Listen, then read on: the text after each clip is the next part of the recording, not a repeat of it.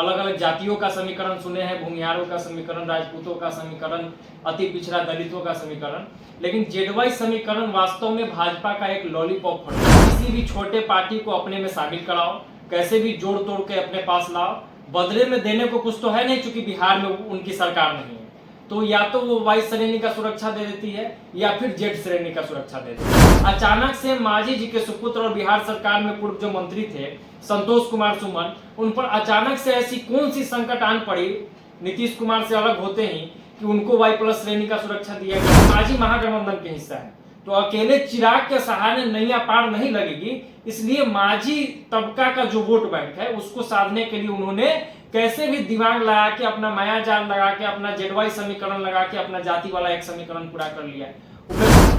नमस्कार, मैं हूं शुभांगी कुमारी और हमारे साथ है हमारे सहयोगी आदर्श से।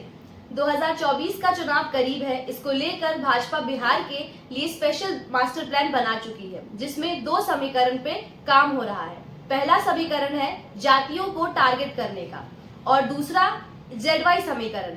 अब इन दिनों समीकरण पे काम कैसे हो रहा है, इसके बारे में जानेंगे हमारे सहयोगी आदर्श सिंह से। देखिए, 2 जैसे समीकरण पे आपने बात किया कि एक तो है जातियों को टारगेट करने का समीकरण और दूसरा जो समीकरण है वो जेडवाई समीकरण। अब तो जाति वाले पर चर्चा करेंगे, लेकिन जो दर्शक है वो सोच रहे होंगे कि नया समीकरण कहाँ से आ गया, जेडवाई समीकरण। एमवाई समीकरण लोग सुने हैं, मुस्लिम यादव समीकरण, अलग अलग जातियों का समीकरण सुने हैं, भूमिहारों का समीकरण, राजपूतों का समीकरण, अति पिछड़ा दलितों का समीकरण, लेकिन जेडवाई समीकरण वास्तव में भाजपा का एक लॉलीपॉप फॉर्मूला है। मतलब कि किसी भी छोटे पार्टी को अपने में शामिल कराओ, कैसे भी जोड़ तोड़ के अपने पास लाओ, बदले में देने को कुछ तो है नहीं, चूंकि बिहार में उनकी सरकार नहीं है, तो या तो वो वाई श्रेणी का सुरक्षा दे देती है या फिर जेड श्रेणी का सुरक्षा दे देती है। अब देखिए कि चिराग पासवान को कुछ दिया नहीं जा सकता था और वो भी कुछ लेने को तैयार भी नहीं थे केंद्र में। बिहार में वैसी स्थिति नहीं है, उनका कोई विधायक नहीं है, तो ऐसी स्थिति में उनको जेड श्रेणी का सुरक्षा दे दिया गया। उपेंद्र कुशवाहा को अपने में शामिल कराया गया, उनको वाई श्रेणी का सुरक्षा दे दिया गया। उसके अलावा हाल ही में मांझी जी के बेटा को वाई प्लस श्रेणी का सुरक्षा दे दिया गया। अब सोचिए कि उपेंद्र कुशवाहा पर ऐसी कौन सी संकट आन पड़ी थी कि उनको वाई प्लस श्रेणी का सुरक्षा दिया गया। अचानक से मांझी जी के सुपुत्र और बिहार सरकार में पूर्व जो मंत्री थे संतोष कुमार सुमन, उन पर अचानक से ऐसी कौन सी संकट आन पड़ी नीतीश कुमार से अलग होते ही कि उनको वाई प्लस श्रेणी का सुरक्षा दिया गया। तो ये तमाम जो चीजें हैं उससे यही लगता है कि भाजपा का एक अपना फॉर्मूला है कि पार्टियों को जोड़ो और उसको एक प्रोटेक्शन दो, उसको कुछ एक लालच देते रहो कि हम आपको कुछ ना कुछ देते रहेंगे। आज हमारे पास सुरक्षा है देने को, हम सुरक्षा दे रहे हैं, कल बिहार में हमारी सरकार बनेगी, हम आपको मंत्रिमंडल देंगे, परसों केंद्र में हमारी पुनः सरकार बनेगी, उसमें अगर आपका लोकसभा का कोई जीत के जाता है तो हम उसमें आपको भागीदारी देंगे।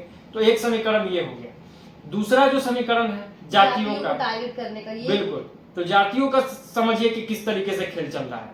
पहले से चिराग पासवान को कहीं ना कहीं अपने खेमे में शामिल करवाया गया है। हालांकि औपचारिक रूप से चिराग अभी एनडीए के पार्ट नहीं है, भाजपा से नहीं जुड़े हुए हैं, लेकिन जितने चुनाव हुए, चाहे वो बिहार में उपचुनाव का अलग अलग जगहों पे विधानसभा का जो उपचुनाव हुआ उसमें चिराग का समर्थन हो, चाहे अलग अलग मुद्दों पे चिराग पासवान ने उनका समर्थन किया है, तो कहीं ना कहीं चिराग के बहाने बिहार में भाजपा पासवान का जो 6% वोट बैंक है उसको टारगेट कर रही है। उसके साथ साथ रामविलास पासवान के नाम पर और चिराग पासवान के नाम पर पासवान समाज के अलावा और जो अन्य जो दलित जाति के लोग हैं, अति पिछड़ा समाज के लोग हैं, वो भी थोड़ा बहुत जुड़ जाते हैं, उनका अपना एक वोट बैंक है।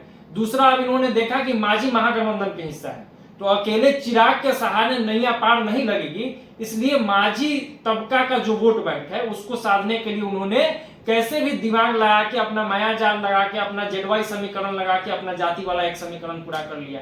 उपेंद्र कुशवाहा को शामिल कराया।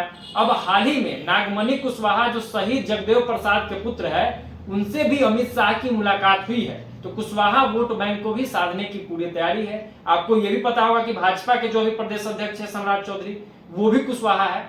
तो जो जो वोट बैंक है, चाहे वो कुशवाहा है, पिछड़ा है, अति पिछड़ा है, मांझी है, बड़े जातियों का वोट है, फॉरवर्ड क्लास का जो भी वोट है, उसको लेकर भाजपा बिहार में मास्टर प्लान बना रही है और बहुत हद तक उस पर सफल होते हुए भी। भाजपा का ये टारगेट 2024 के लिए है या आगे के लिए भी है, 25 के लिए भी है?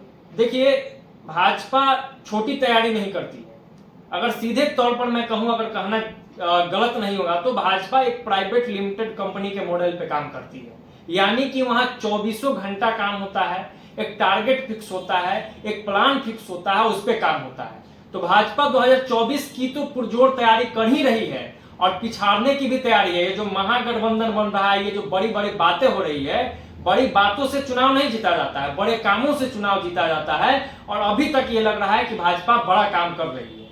तो ये चीज हो गया, तमाम समीकरणों पे भाजपा काम कर रही है। तो 2024 को लेकर तो प्लान है, लेकिन अगर चिराग पासवान एनडीए से जुड़ते हैं, मांझी जी एनडीए से जुड़ते हैं, कुशवाहा समाज एनडीए से जुड़ता है, यादव समाज एनडीए से जुड़ता है, तो ये सिर्फ लोकसभा चुनाव तक तो नहीं न रहेगा।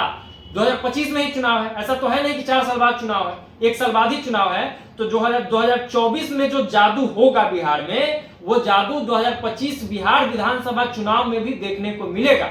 ये जो भाजपा का जेडवाई समीकरण है, या भाजपा को अलग अलग जातियों को साधने का जो समीकरण है, वो तो 2024 में काम करेगा ही करेगा, 2025 में भी बड़े स्तर पे काम करने जा रहा है। यानी कि भाजपा की जो तैयारी है, नरेंद्र मोदी को प्रधानमंत्री बनाना ही है, उसमें बिहार का एक बड़ा योगदान देना ही है। 2025 में भी भाजपा का मुख्यमंत्री बने, इसको लेकर पूरी प्लानिंग भाजपा ने अभी ही कर रखी है। तो विश्लेषण के आखिर में हम इतना ही कहेंगे। 2-3 जो हम लोग का मुद्दा था, जेडवाई समीकरण हमने समझा दिया कि ये जेडवाई यानी कि सुरक्षा, चूंकि गृह मंत्रालय भाजपा के पास है, यानी कि केंद्रीय जो पूरी टीम है उनके पास है, चूंकि केंद्र में उनकी सरकार है, तो जेडवाई अलग अलग पार्टियों को लालच दे के कहिए, या सच में जिसको प्रोटेक्शन की जरूरत है उसको देकर उनको अपने खेमे में शामिल करवा रही है। दूसरा जो है जातियों का समीकरण, तो उसको लेकर हमने बता दिया, चाहे वो चिराग पासवान हो, उपेंद्र कुशवाहा हो, आरसीपी सिंह हो, नागमणि कुशवाहा हो, सम्राट चौधरी हो, तमाम लोगों को जोड़कर तमाम जो जातियां हैं बिहार में, छोटी से छोटी जाति हो, बड़ी से बड़ी जाति हो, संख्या के आधार पर उनको जोड़ने का प्लान चल रहा है। तीसरा, ये जो प्लानिंग है, दोनों जो प्लानिंग है, ये 24 और 25 में दोनों में काम आने जा रहा है। यानी प्रधानमंत्री यानी कि लोकसभा चुनाव भी टारगेट में, और मुख्यमंत्री यानी कि बिहार विधानसभा चुनाव भी टारगेट में। आज विश्लेषण में इतना ही। मैं शुभांगी कुमारी, और आप अपनी राय हमारे कमेंट बॉक्स में बता सकते हैं। जय बिहार।